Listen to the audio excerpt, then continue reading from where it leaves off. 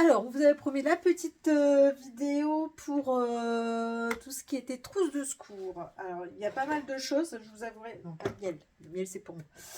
Je voulais commencer d'abord par le psyllium blond parce que c'est un traitement que Sega va avoir à vie.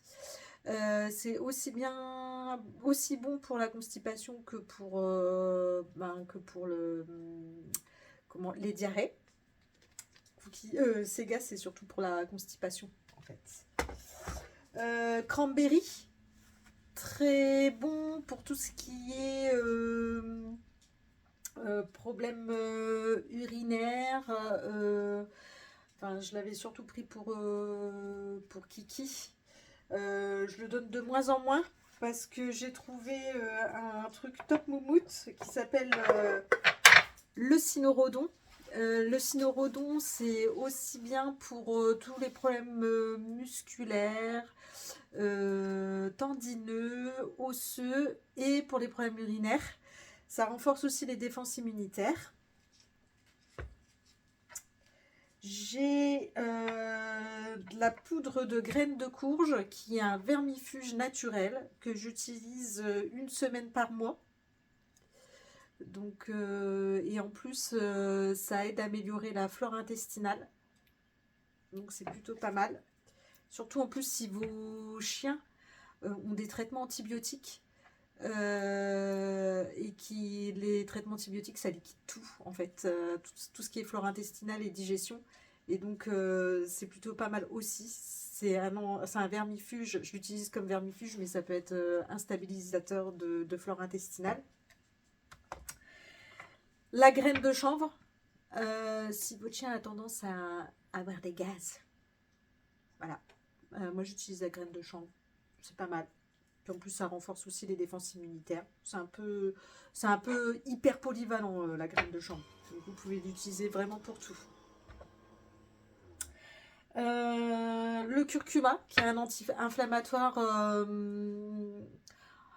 un anti-inflammatoire pour tout. Donc pareil, si votre chien a des tendinites, a des problèmes musculaires, préférez quand même le cynorhodon plutôt que le curcuma. Parce que le curcuma, ça va agir, mais pas forcément en conséquence par rapport à une éventuelle blessure. Moi, le curcuma, je l'utilise en même temps que le moringa.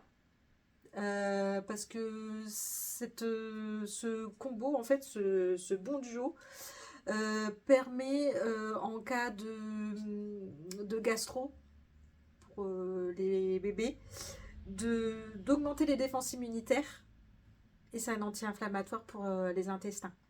Donc ça marche super bien si vous voyez que votre chien part en diarrhée. Moi, meilleur direct, c'est moringa et curcuma. La moule verte, mais je vous avouerai que plus ça va, moins j'utilise parce que j'utilise en fait le cynorhodon.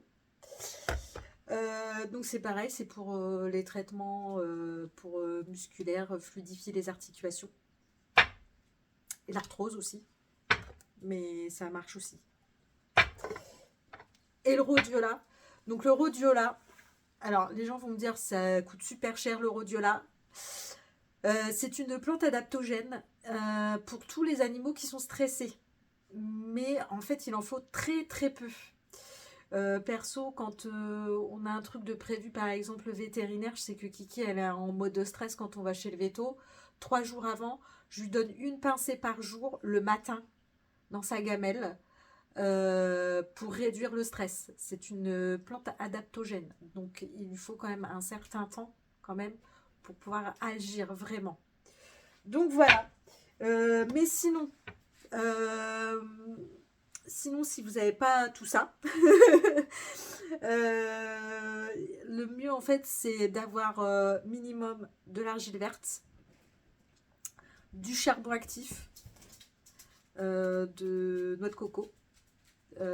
C'est pareil pour tout ce qui est intestinal.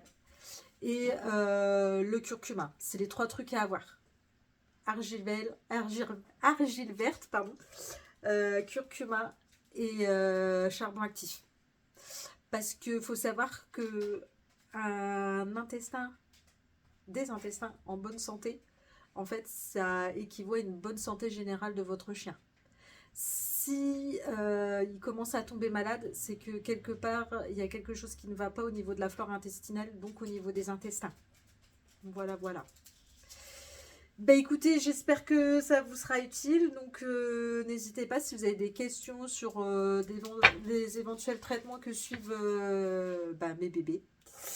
Donc n'hésitez pas. Et là, je crois que Cookie est parti faire pipi dans l'allée. Voilà. Je vous laisse.